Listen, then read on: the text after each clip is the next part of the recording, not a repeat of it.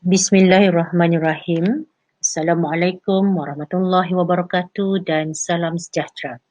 Baiklah, pada hari ini kita akan mulakan dengan bab 1 Sejarah Tingkatan 2 yang bertajuk Kerajaan Alam Melayu. Okey, sebagai permulaan pada hari ini kita akan melihat topik 1.1 iaitu konsep alam Melayu yang mana akan dilihat dari sudut geografi, dari sudut bahasa dan juga dari sudut budaya. Okey, dari segi geografi kita lihat bahawa terdapat pelbagai pendapat daripada tokoh-tokoh tempatan dan juga tokoh dari luar negara berkaitan dengan aspek geografi. Okey, menurut seorang tokoh tempatan iaitu Profesor Emeritus Datuk Dr. Nik Hassan Suhaimi mengatakan bahawa alam Melayu meliputi kawasan dari Madagaskar ke Tanah Melayu, Papua New Guinea, Australia, New Zealand dan Kepulauan Pasifik hingga ke Taiwan. Okey, jadi sekarang murid-murid sekalian, untuk memudahkan supaya kita dapat bezakan antara pendapat satu tokoh dengan satu tokoh yang lain, sebenarnya kita perlu untuk highlight beberapa perkataan supaya kita dapat ingat dengan lebih mudah dan juga kita dapat faham dengan lebih jelas. Okey, sekarang cadangan cikgu ialah untuk tokoh yang pertama ini, kita highlightkan perkataan Madagaskar.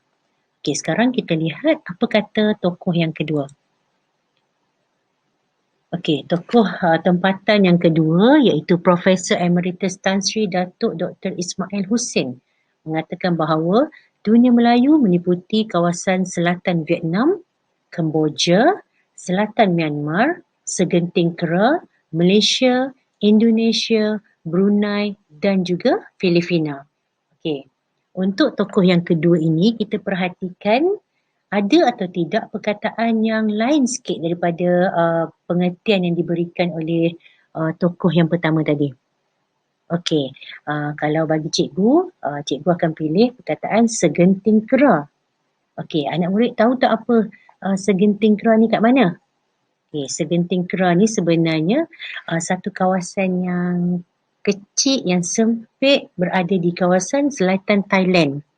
Okey, kalau dekat dengan selatan Thailand, maksudnya dia berada di kawasan utara semenanjung Tanah Melayu. Okey, so kita akan highlightkan segenting kera supaya kita dapat bezakan dengan tokoh yang pertama tadi.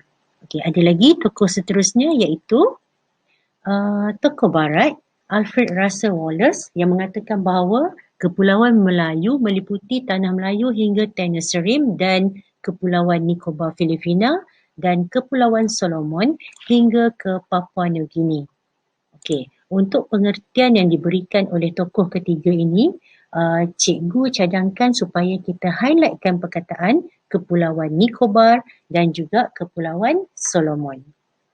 Okey, dengan berpandukan buku teks masing-masing, cikgu cadangkan supaya anak murid sekalian untuk memerhatikan dengan lebih jelas peta yang diberikan di dalam buku teks. Okey, tengok dan juga bulatkan mana-mana kawasan yang cikgu sebut tadi. Contohnya tokoh A, kita highlightkan perkataan Madagaskar. Tokoh B, kita highlightkan perkataan segenting kera. Dan tokoh C, kita highlightkan perkataan Kepulauan Nicobar dan juga Kepulauan Solomon. Okey, ini untuk kita nak mudah ingat. Okey, alright, seterusnya seterusnya kita lihat lagi terdapat seorang tokoh iaitu Abdul Hadi Haji Hassan yang mengatakan bahawa alam Melayu merupakan suatu lingkungan geografi yang luas meliputi Kepulauan Melayu hingga ke selatan Thailand. Okey, next ada lagi.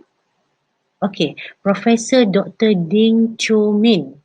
Okey, menurut beliau, dunia Melayu merupakan sebuah kawasan yang luas meliputi Malaysia, Indonesia, Brunei, Singapura, selatan Thailand dan juga Filipina.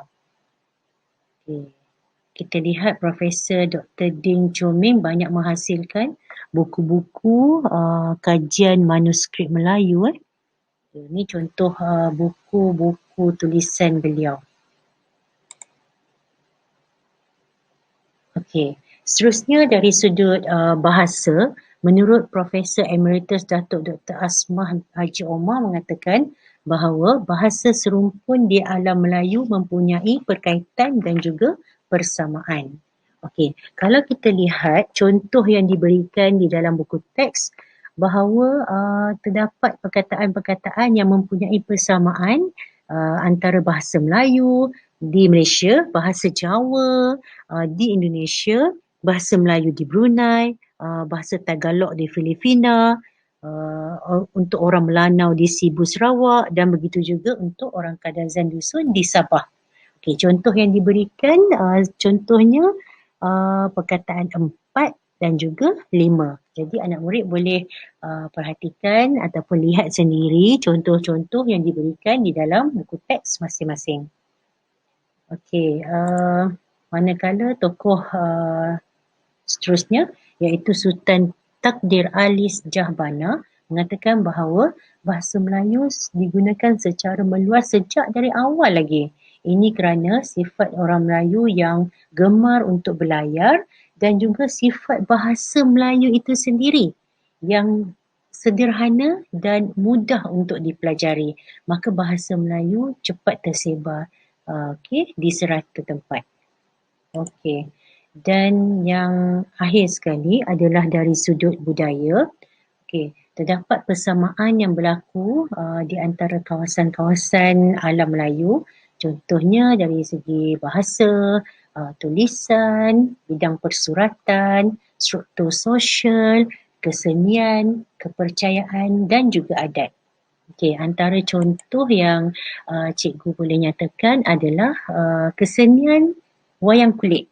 Okey, di Thailand, Malaysia, Cambodia, Indonesia masing-masing mempunyai wayang kulit mengikut negara masing-masing. Okey, jelas menunjukkan bahawa terdapat persamaan dari sudut budaya antara kawasan-kawasan di alam Melayu. Okey, sekian sahaja untuk tajuk 1.1 Kerajaan Alam Melayu. Semoga kita berjumpa lagi di lain masa, insya-Allah. Terima kasih. Assalamualaikum warahmatullahi wabarakatuh.